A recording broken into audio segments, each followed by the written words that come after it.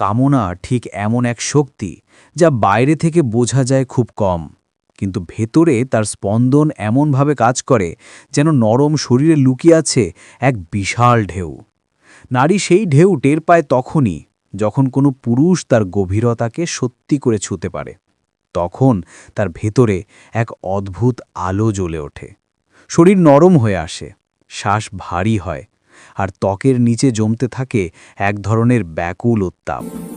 পুরুষের উত্তপ্ত পুরুষত্ব যখন নারীকে ছুঁতে শুরু করে, সেই চাপ, সেই ধাক্কা, সেই স্পন্দন সব কিছু মিলে নারীর ভেতরে তৈরি করে অস্থির ঢেউ।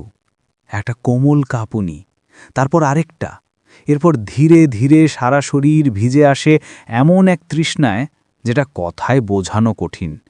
এ যেন দেহের গভীরে জমে থাকা শুকনো নদী হঠাৎ প্রচণ্ড স্রোতে ভেঙে পড়ল। কিন্তু আকাঙ্ক্ষা সবসময় এমনভাবে পূর্ণতা পায় না। অনেক সময় পুরুষের ছোঁয়া দরজা পর্যন্ত এসে থেমে যায়, স্পন্দন আসে, কিন্তু ভেতরের আগুনে পৌঁছায় না। তখন নারী অনুভব করে শরীর জেগে আছে, কিন্তু আগুন পুরোপুরি দাউ দাউ করছে না। তৃষ্ণা মেটে না, বরং আরও তীব্র হয়ে ওঠে, আরও গভীরভাবে চায় এমন এক মিলন যেখানে দেহ আর মন একসাথে হারিয়ে যায়। নারীর কামনা খুব বহুমাত্রিক। এটা শুধু শরীরের ব্যাপার নয়, এটা অনুভূতির নদী, স্মৃতির গন্ধ, স্পর্শের কম্পন এবং দুঃসহ তৃষ্ণার স্রোত। নারী জেগে ওঠে ধীরে ধীরে, প্রথমে চোখে, তারপর নিঃশ্বাসে, তারপর ত্বকে, তারপর গভীরে, যেখানে স্পর্শ শব্দ হয়ে ওঠে, উত্তাপ ছন্দ হয়ে ওঠে, আর আকাঙ্ক্ষা হয়ে যায় এক নীরব নদী।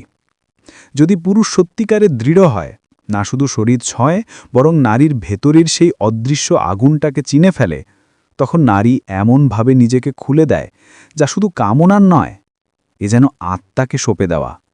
তার নরম ভেতরে পুরুষের উত্তপ্ত স্রোত যখন ঝরে পড়ে, তখন সে অনুভব করে তার দেহ মনে এক বিশাল ঢেউ জন্ম নিচ্ছে।